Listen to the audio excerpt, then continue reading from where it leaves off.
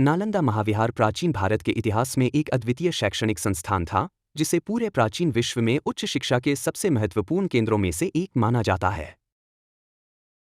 यह केवल बौद्ध धर्म का एक मठ मात्र नहीं था, बल्कि 5वीं शताब्दी ईस्वी से 12वीं शताब्दी ईस्वी तक कार्यशील रहने वाला एक पूर्णतः आवासीय विश्वविद्यालय, महाविहार, था, जिसकी संस्थागत आधारशिला और प्रतिष्ठा अविरल बनी रही।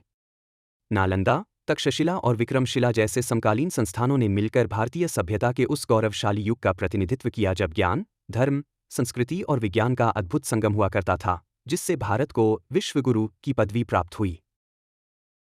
नालंदा महाविहार की औपचारिक स्थापना 5वीं शताब्दी ईस्वी के दौरान गुप्त वंश के शासक कुमारगुप्त प्रथम द्वारा की गई थी। कई प्राचीन मुद्राएं और ऐतिहासिक तथ्य इसकी पुष्टि करते हैं, जो गुप्त काल में भारतीय शिक्षा और ज्ञान के प्रति गहरे समर्पण को दर्शाता है। इस विश्वविद्यालय के महत्व को आधुनिक युग में भी मान्यता मिली है। भारतीय संसद ने इसे राष्ट्रीय महत्व की संस्था के रूप में मान्यता दी है और 2016 में नालंदा के पुरातात्विक स्थल को संयुक्त राष्ट्र शैक्षिक, वैज्ञानिक और सांस्कृतिक संगठन यूनेस्को द्वारा विश्व धरोहर स्थल घोषित किया गया था। नालंदा विश्वविद्यालय की प्रतिष्ठा भौगोलिक सीमाओं से परे थी। यह पूरे एशिया से छात्रों और विद्वानों को आकर्षित करता था, जिसमें चीन, कोरिया, जापान, तिब्बत और अन्य देशों के छात्र शामिल थे।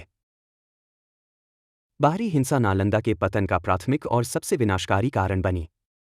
मोहम्मद बिन बख्तियार खिलजी, जो मोहम्मद गोरी का एक गुलाम था, ने बिहार और बंगाल में अपने अधिपत्य को स्थापित करने के लिए उत्पात मचाया। लगभग 1193 ईस्वी के आसपास खिलजी की सेना ने नालंदा महाविहार पर आक्रमण किया।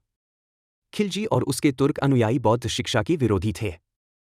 आक्रमण के दौरान खिलजी की सेना ने नालंदा विश्वविद्यालय को पूरी तरह से बर्बाद कर दिया, कई बौद्ध भिक्षुओं को मार गिराया और परिसर को आग के हवाले कर दिया।